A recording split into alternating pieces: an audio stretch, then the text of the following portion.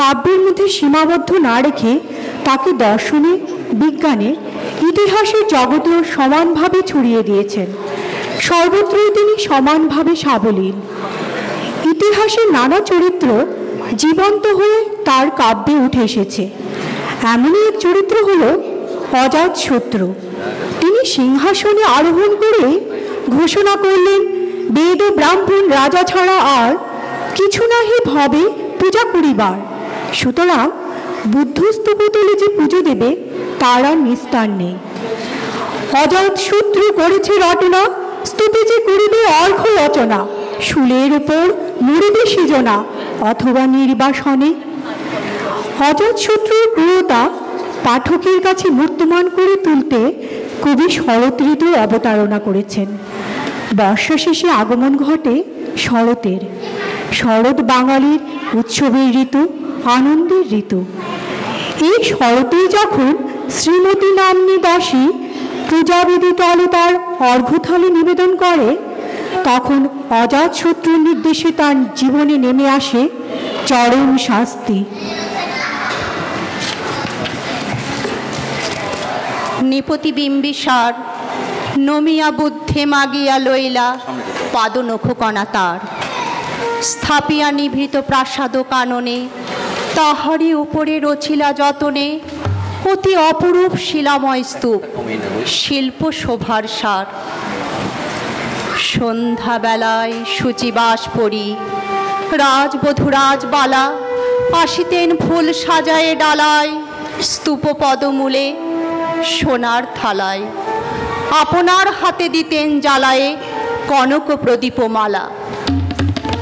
অজাতশত্রু রাজা হলো যবে, পিতার আসনে আসি পিতার ধর্ম শনিদের স্রোতে মুছিয়া ফেলিল রাজপুরী হতে।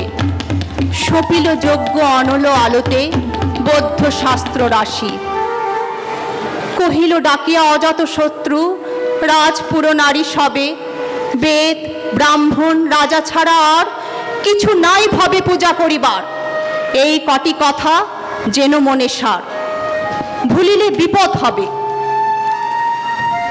সেদিন শারদ দিবা অবসান, শ্রীমতী নামে সে দাসী। পুণ্য শীতল সলিলে নাহিয়া, পুষ্প প্রদীপ থালাই বাহিয়া, রাজ মহিষীর চরণে চাহিয়া নীরবে দাঁড়ালো আসি। শিহরি সভয়ে মহিষী কহিলা, এ কথা নাহি কি মনে, অজাতশত্রু করেছে রটনা, স্তূপে যে করিবে অর্ঘ্য রচনা। শুলের উপর মরিবে সে জনা, অথবা নির্বাসনে। সেথা হতে ফিরে গেল চলি ধীরে বধূ অমিতার ঘরে। সম্মুখে রাখিয়া স্বর্ণ মুকুর, বাঁধিতেছিল সে দীর্ঘ চিকুর। আঁকিতেছিল সে যত্নে সিঁদুর, সীমন্ত সীমা পড়ে। শ্রীমতীরে হেরি বাকি গেল রেখা, কাঁপি গেল তার হাত। কহিল, অবোধ কি সাহস বলে এনেছিস পূজা, এখনই যা চলে। কে কোথা দেখিবে, ঘটিবে তাহলে বিষম বিপদপাত। অস্ত রবির রশ্মি আভায় খোলা জানালার ধারে, কুমারী শুক্লা বসে একাকিনী পড়িতে নিরত কাব্য কাহিনী। চমকি উঠিল শুনি কিঙ্কিনী, চাহিয়া দেখিল দ্বারে। শ্রীমতীরে হেরি পুঁথি রাখি ভূমে, দ্রুত পদে গেল কাছে। কহে সাবধানে তার কানে কানে, রাজার আদেশ আজি কে না জানে।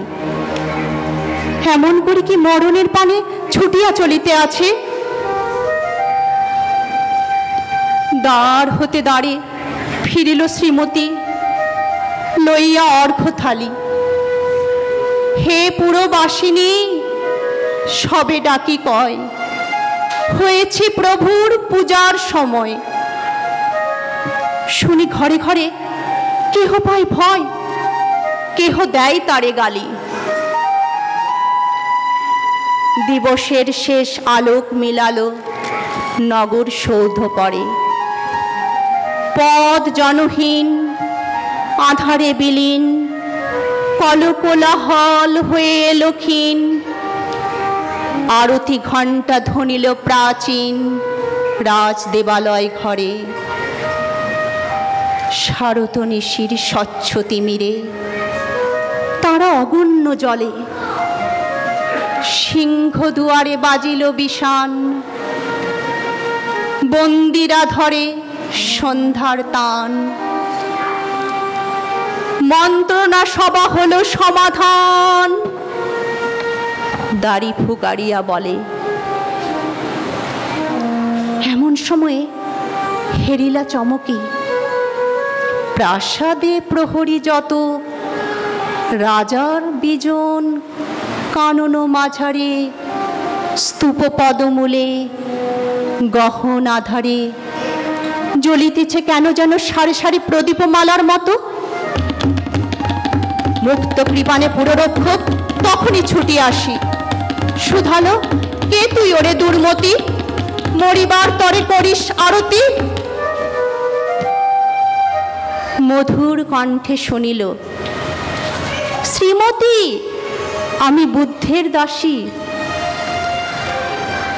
সেদিন শুভ্র পাষাণ ফলকে পড়িল রক্ত লিখা।